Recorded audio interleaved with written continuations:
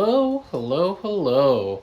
I'm Emma, and I run Wizard Bikes, a custom frame building brand here on rainy Vancouver Island.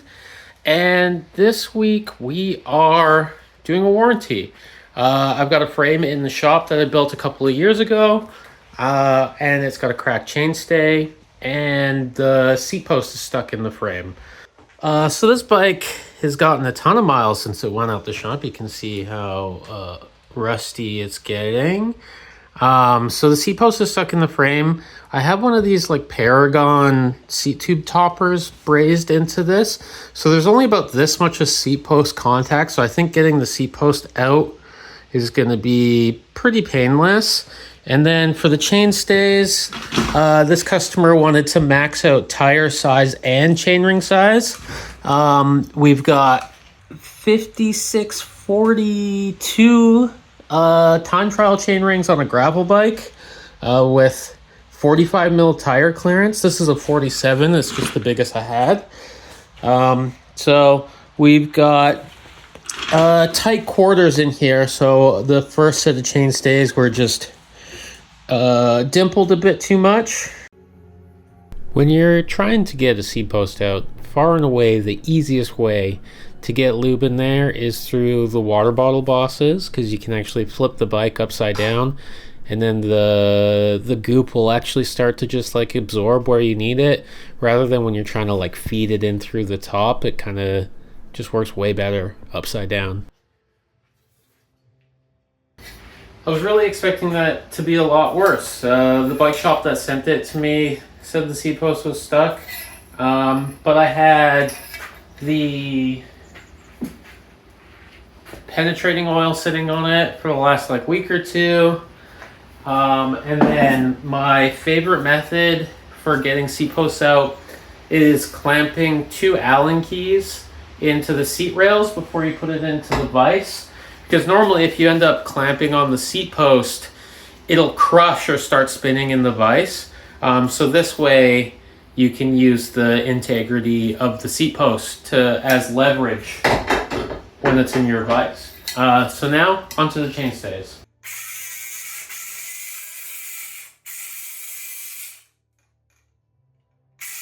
This is the first frame that I've actually been able to use my grinder on. Normally I was just hacking through with the hacksaw, so being able to bust out the big girl toys and blast through this guy with an angle grinder saved me a bunch of time. The grinder is obviously not as precise as a hacksaw. Like if you're in a tight space, the hacksaw is so nice because you can fit it in small. But with chainstays where there's a fairly large margin for error, you can really just chop them off. And when you're chopping these guys off, I like to give myself like a fair bit of space. It's easier to grind back towards the dropouts into the bottom brackets than trying to fix a cut that went too deep.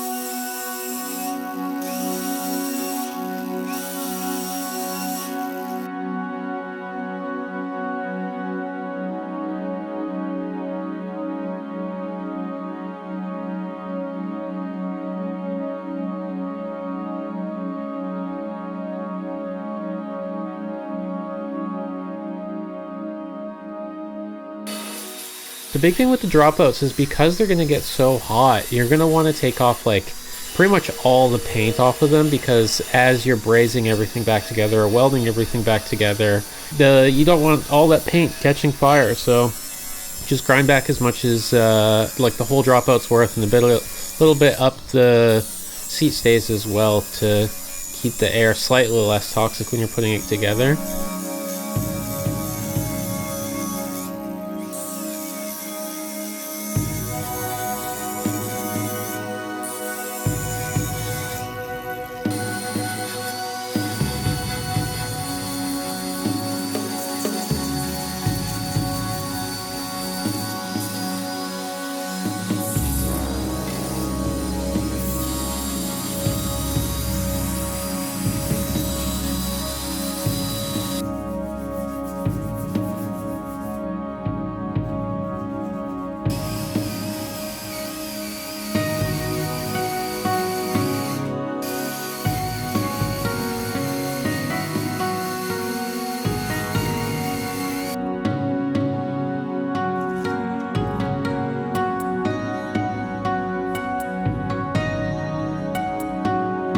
And with the original Chainstay Layout drawing, I can mark the bottom bracket cut and then also the dropout side cuts. And what I'm doing here is measuring the distance between 2 points that I've marked out on the chainstay. So when I put it into my chainstay jig, I can get that distance correct, whereas normally I would base it off of the dropouts that I would normally put into the chainstay jig. And then once everything's in the chainstay jig, I start getting that layout correctly so that the tire clearance and the chainstay clearance, and then it hits the dropouts where I need it to be.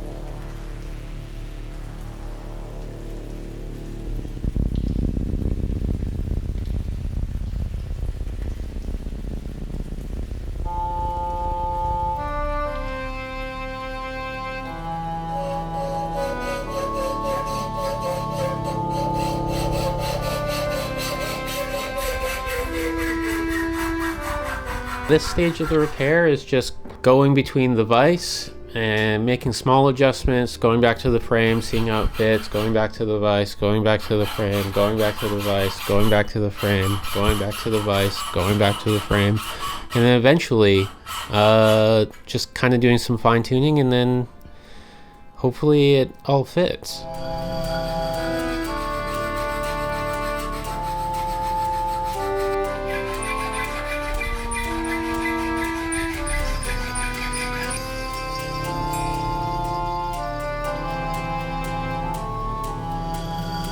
Wow, isn't it beautiful? We did that together.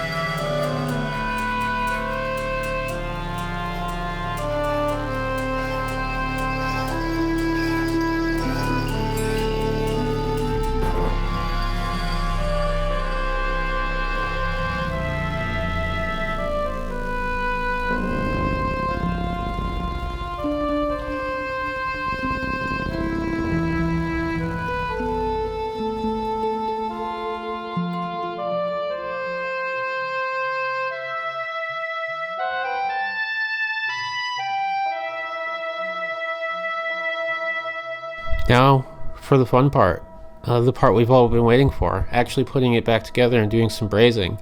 I've got my flux all gooped up on there. I use the gas flux type B flux for all my 4130 and brass brazing. And I'm just going to be tacking everything together to start. Just one tack per per end per dropout, and then that way I can pop it out of the jig and actually throw the customer's parts into the frame to make sure that everything's going to fit. As we're about to see, clearance on these TT chain rings is super tight, so we're going to throw a little dimple in here. I know at the start of the video I said that dimples cause the crack, but on the original chainstays, not only did the chainstays have a thinner wall diameter, I also had dimples for the tires and the chainring, and then with these new chainstays, they're thicker, and then we've just got the one dimple for the small chainring. So it should be a lot stronger in the end.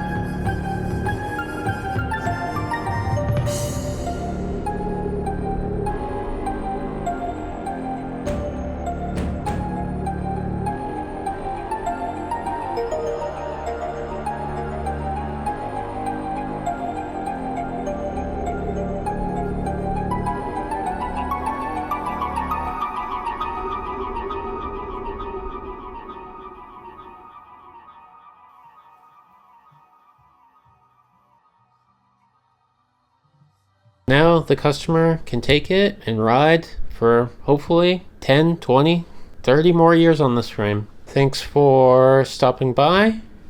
Check out my Instagram, my Patreon, and don't forget to subscribe to my channel if you liked what you see. Bye for now.